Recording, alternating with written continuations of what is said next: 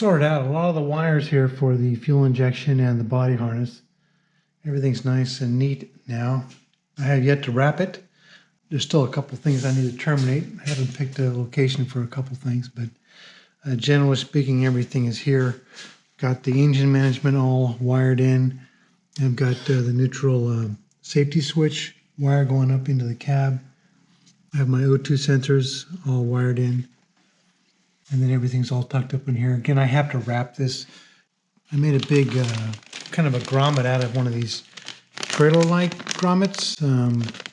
It seemed to be an option since you can buy a nice big one, a nice 3-inch grommet for like $50 from one of the custom places, or just get this little $4 item, which works on a trailer light. The hole's a little big, but I think once I get the wrap on there, I can maybe just seal that up a little bit better. I thought today we might do something about this hole right here. Something needs to go there. Ooh. Well, 2 days early, but that's not bad. I was looking forward to installing this. I got this from CJ Pony Parts, although I'm sure other companies carry the same thing. It's supposed to be for an F100. We have the, I guess they call it dual booster. I thought this was going to be bigger. I think I run a 9-inch or maybe larger on an old Mustang project, and that works really good. And then they have this, I think it's a 1 or 1 1/16 master cylinder, and then some brackets, and then some kind of arm that attaches to your pedal. The biggest complaints I've seen about this kit on the internet is that there are no instructions, and guess what?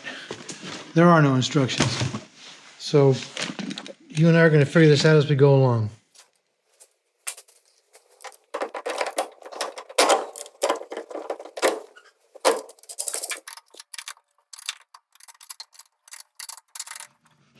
It is a little bit low in the hole, but again, the pivot points up here are a little higher. So that may work out just right. Just barely hitting the housing. That's not a good thing. Right, this is not covered in the directions. This is a manual brake system. Converting it over to power brakes, I know that the ratio has to be different. This is 12 inches, and the existing ratio is about 2 inches, so 12 divided by 2, it gives you 6, so you have a 6-to-1 brake ratio. I know that 6-to-1 is pretty much normal and typical for manual brakes, but for power brakes, I've gone down as much as 3-to-1 to get the best feel. So I made a mark here at 3 inches, so 12 divided by 3 is 4, and 4-to-1 is a pretty good pedal ratio. Another thing I noticed is that even if I didn't do this, this is way too long. I need to take off about 3 inches out of it. The problem with that is that the threaded portion doesn't go down that far. If it was fully threaded, that might work, but this is not. So what I may end up doing is, after I determine the right length, cut it off, drill a hole down in it, and weld the right nut on the end. That is an option. Luckily, this is a pushing mechanism, not pulling, so I think just putting a nut on the end would be sufficient. Here are the modifications I made to the pedal. I lowered the pivot point from about 2-to-1 to almost 3.5-to-1. I also put what's called a double shear on like this because I wanted this to be centered and not off to one side like it would be in the kit. I think this is also a lot stronger, obviously, but it keeps it in line with the master cylinder so that when it's pushing in, it's not pushing it in an angle like this, but straight in. Okay, I've mocked up the pedal with my new pivot point on it. Looks like the booster is going to be too high where it is. I should have thought of that, but that's not a big deal. It should be real easy to make a plate and lower the whole thing down about an inch. I think it'll work.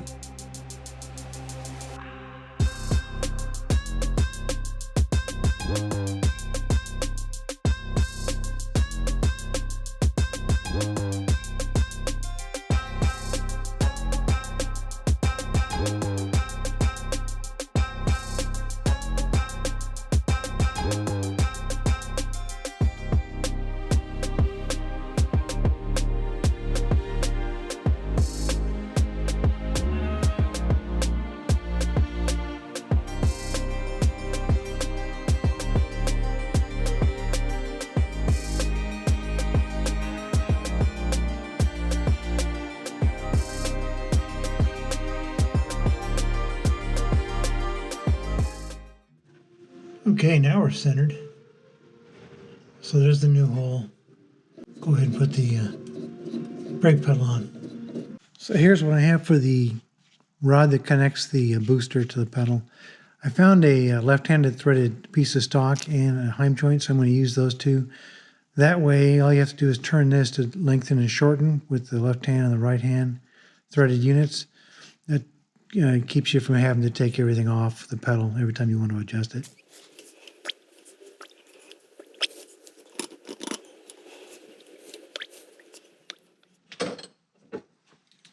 Because the master cylinder has a pretty deep recess on it, so for the Ford type boosters, they give you this plunger that takes up that depth.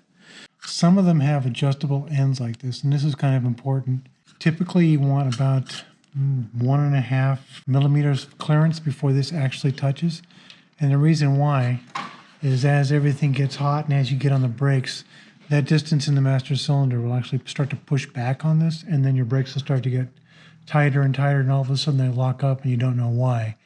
Well, the reason why is that there isn't enough clearance between the back of the master cylinder and this little spot here. So I'm going to measure that and make sure before I put it together that I have at least 1.5 millimeters clearance in there.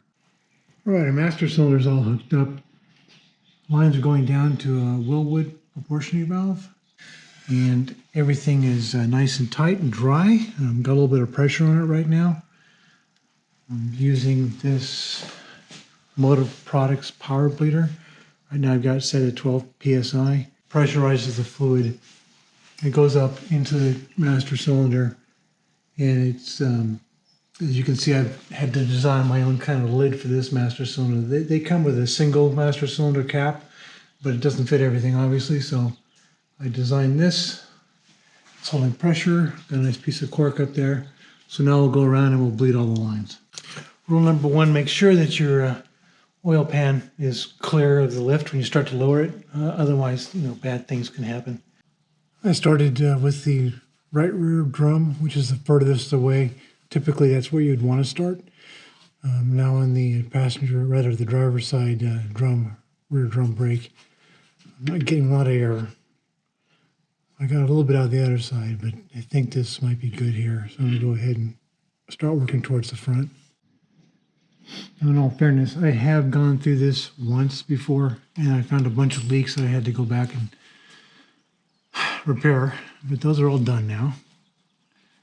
So there's already a lot of fluid in the system. It was dry before and it took a while, but with this power bleeder, really makes a 2-man job into a 1-man job. So we started with the passenger rear, then the driver's rear, then the passenger front, and we're going to finish up on the driver's front, which is the closest. So from the furthest away to the closest.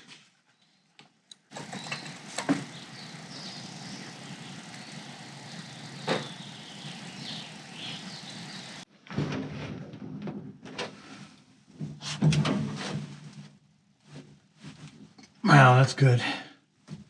Really feels solid. And it goes about 2 inches. So with the power brakes, it'll probably come on a little bit before that. But yeah, I think the ratio worked out just fine. And boy, that's a good pedal, man. Whew, that's a good pedal.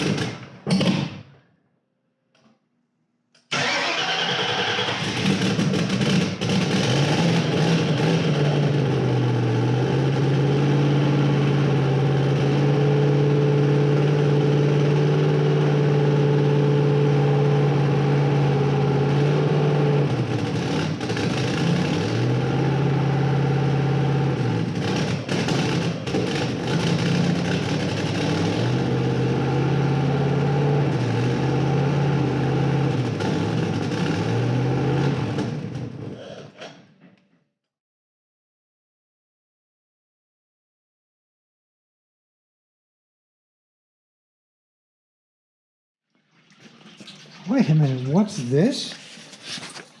Why are you draining the radiator, Vic?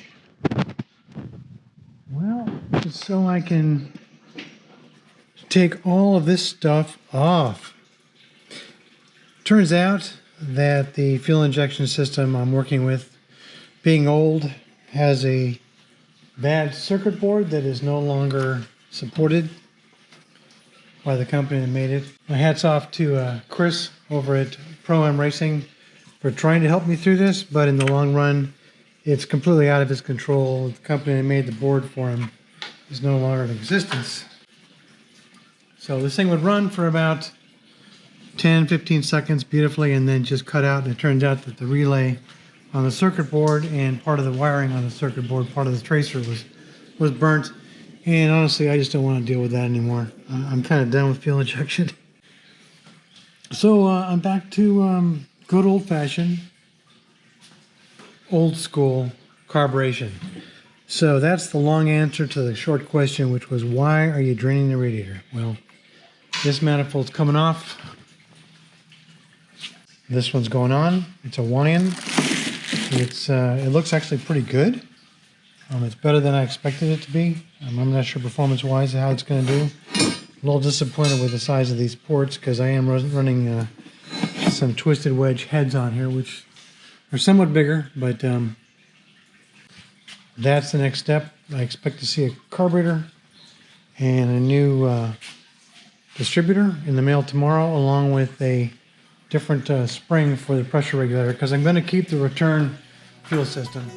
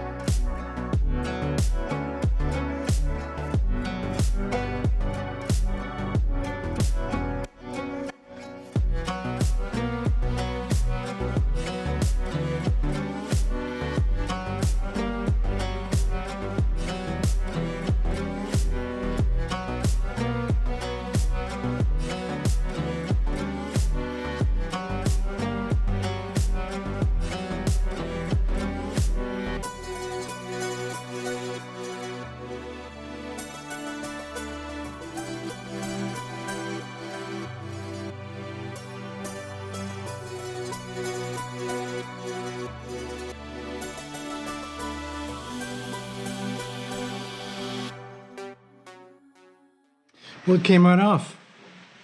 It was kind of anticlimactic, to be honest with you. It just really popped off easily. So I bought the EFI, I want to put that on. And guess what? Now I'm putting this one back on because something in the back of my mind must have been telling me that's what I was going to need, even though I was putting EFI on there. So I do have the right gauge. So I have a spring coming for this to change the pressure on that regulator, and then I'll put this on and we'll run a full bypass, just like we did before with the EFI, except this time it's only going to be running at about 5 psi instead of 40 psi.